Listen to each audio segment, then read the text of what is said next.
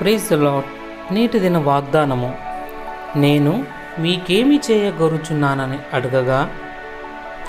లూకా సువార్త 18వ అధ్యాయము 41వ వచనం.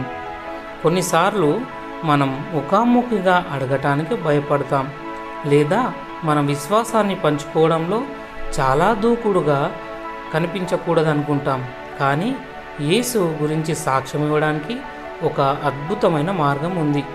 దేవునికి ఒక మనుష్యుడై ఉండి అతనికి అన్నీ తెలిసి ఉండడం చేత ఖచ్చితంగా యేసయ్య కొన్ని ప్రశ్నలను అడిగేవాడు.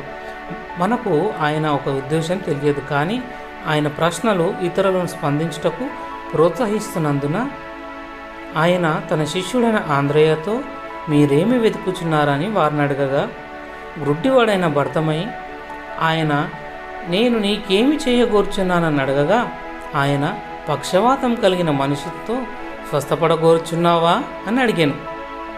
యేసు ఆ ప్రశ్న తర్వాత ఈ వ్యక్తులతో ప్రతి ఒక్కరికి పరివర్తన జరిగింది. విశ్వాసము గూర్చిన విషయాల గురించి మీరు ఎవరినైనా సంప్రదించాలనుకుంటున్నారా? ప్రార్థన. ప్రియమైన యేసయ్య, నేను ఇతరులను ప్రభావితం చేయనట్లుగా, ప్రేమతో వారికి సహాయపడినట్లుగా నాకు కృప చూపించుమని నజరేయుడైన యేసయ్య నామంలో ప్రార్థిస్తున్నా తండ్రి. ఆమెన్.